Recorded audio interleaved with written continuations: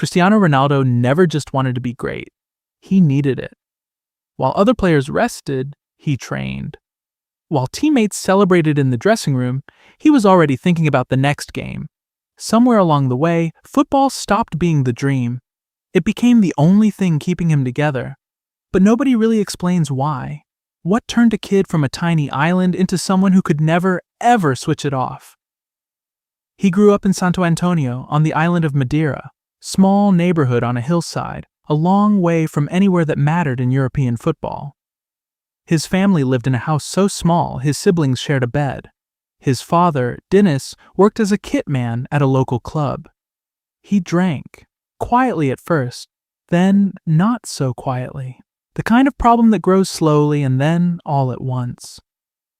His mother, Dolores, cleaned other people's houses so the family could eat. Long shifts, tired evenings. She came home and started again. She made sure her youngest had food, even when there was not much left to go around. Ronaldo was the youngest of four, always the smallest, always the one people looked past. But from the time he was a little boy kicking a ball on that street outside their house, something was burning in him that was not in the other kids. You could see it even then, a restlessness, a refusal to just play. He had to win. He had to be better than whoever was standing in front of him. He told his mother once, he was maybe 8 years old, that he was going to be the best footballer in the world. She did not laugh. She believed him. But she also knew that believing something does not feed a family. When he was 12, Sporting Lisbon came to Madeira looking for talent. They found him. Within weeks, he was on the mainland, alone, never been away from home before, standing in a dormitory full of strangers who did not talk like him, sound like him, and made sure he knew it. He cried every night for the first few months, called his mother whenever he could, got mocked for his accent, for where he was from, for being different. The other boys were good, some of them were better than him at that point, but they went home on weekends. Ronaldo mostly did not. He stayed. He trained while the dormitories emptied out around him. Nobody told him to. Nobody asked him to. He just could not stop. That is not a detail from his childhood. That is where the obsession began. The coaches at Sporting noticed it pretty quickly. He was the last one off the pitch every single day. When sessions finished and other boys drifted toward dinner, Ronaldo was still out there, repeating things, refining things, doing the same move over and over until it felt right, and then doing it again until it felt perfect. One coach remembered him practicing a single free kick for 2 full hours after the entire squad had gone in for the evening. Not because anyone told him to. He just was not satisfied. He had a picture in his head of exactly where the ball was supposed to go, and it was not going there yet. So he stayed until it did. He was 13 years old. There is a version of this that sounds like a straightforward underdog story. Difficult background, works harder than everyone, makes it to the top. And it is that. But look a bit closer and something else is going on, because the training was not just about football anymore. It was about something older, something that started on that hillside in Madeira, in that house too small for the family inside it, watching his father come home with empty hands. Somewhere along the way, becoming the best footballer in the world had become the answer to everything he was frightened of. And once obsession becomes the answer to fear, it does not stay on the training ground. It follows you everywhere. Manchester United signed him in 2003. He was 18. Sir Alex Ferguson watched him in a pre-season friendly and told the club board that night, "We are not leaving without this kid. Not a chance." What Ferguson saw on the surface was easy to read. Pace, real technical skill, and instinct for the big moment. What he probably did not fully see yet was the hunger underneath, the thing you cannot teach, the thing a player either has or simply does not. His United teammates told stories later. Ronaldo could not lose at anything. Table tennis in the canteen, training games, 5-a-sides on a Tuesday morning that meant nothing to anyone. He would sulk. He would argue with a referee who did not exist. He replayed moments in his head long after everyone else had moved on. People thought it was ego, a lad who needed to grow up. But something else entirely was happening on the pitch. The teenager from Madeira was becoming something that defenders in England had no real answer for. Faster each season, sharper, more unpredictable. The stepovers and feints were not just for show anymore. They were a system, a way of making your opponent commit one way before taking the ball the other. And by the time fullbacks worked that out, it was already too late.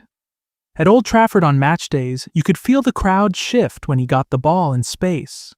A collective leaning forward, the anticipation of something about to happen. There was a free kick he scored against Portsmouth in 2008 that people still bring up. 25 yards out. Wall set, keeper ready and watching him carefully. He stepped back, stood completely still for a moment, and hit it. Not with power, with precision. A slow dip and a bend that started outside the right post and curled back in at the very last second. The keeper went the right way, and it still went in. The commentator said nothing for a moment. Sometimes that is the only honest reaction. Madrid was next. A world record fee. The Bernabeu. 80,000 people expecting something extraordinary every single week, with nothing less considered acceptable. At United, he had been a talent turning into something special. At Real Madrid, he was the product, the €100 million investment. And quietly, in the background, a softly spoken kid from Argentina was picking up Ballon d'Or after Ballon d'Or and making it look like it cost him absolutely nothing at all. The messy years. So much has been said about that rivalry. Goals compared, trophies counted, debates on television and in cafes that have never really ended. But what does not get talked about enough is what it actually feels like. To watch someone do the exact thing you have given your entire life to, and make it look completely natural while you are grinding at the limit of what a human body can take every single day just to stay in the same conversation. That is not inspiration. That is something much harder to carry. Ronaldo's answer was always more. More work, more goals, more records. He started treating his body like a machine that needed constant upkeep. Controlled sleep, precise diet, recovery sessions long after everyone else had left the building. Ice baths in the middle of the night. His Madrid teammates joked that he had the body of a 25-year-old at 32. Nobody was really laughing. He was chasing a feeling. The feeling that all of it had been worth it. The sacrifice. The loneliness. The years spent in that dormitory on the mainland while his family were back on the island. All of it leading somewhere. All of it meaning something. The 2016 Champions League final. Real Madrid against Atletico. Ronaldo pulled a muscle in extra time, limped off the pitch, and had to watch the penalty shootout from the grass. When it started, he walked back out and told the manager he was taking one. Nobody argued. He scored. Madrid won. He ripped his shirt off and screamed at the night sky. But watch his face in the moment, just after. It is not really joy. It is something heavier. Like someone who has been carrying something for a long time and just, briefly, gets to put it down. That same year, Portugal won the Euros. Ronaldo went off with a knee injury early in the final. He spent the rest of the match on the touchline, pointing, shouting instructions, unable to be still even when his body gave him no choice. When the final whistle went, he dropped to his knees and cried. Not the composed version, the real kind, the kind that does not care who is watching. He has spoken in interviews, not often, about his father, about watching Dennis fade over the years, about the funeral in 2005 when Ronaldo was 20 and just starting to understand what his career could become. He never said much about what that loss meant, but you can feel it in the way he plays, in the fury after setbacks, in the refusal, even now, to let age do what it does to everyone eventually. Some people grieve by slowing down. Ronaldo grieved by going faster, and never really stopped. He is in his 40s now, still playing, still the first one in and the last one out. The body has changed. It has to. But the goals keep coming. Impossible angles, free kicks nobody else would even attempt, moments that make defenders look completely helpless and leave commentators searching for the right words.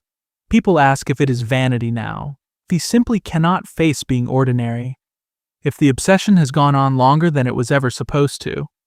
Maybe some of that is probably true. But there's another way to look at it. A boy from a hillside in Madeira, smallest in the room, furthest from everything, decided that football was going to be the answer. To the fear, to the grief, to the house too small and the father who came home with nothing. And for 30 years, through everything, he has refused to let that answer be wrong. Back in Madeira, there is a museum dedicated to him now. It stands close to where his mother cleaned houses, and his father came home tired, and a small boy kicked a ball in the street and told everyone around him exactly what he was going to become. He told the truth. He just never once told them what it would cost.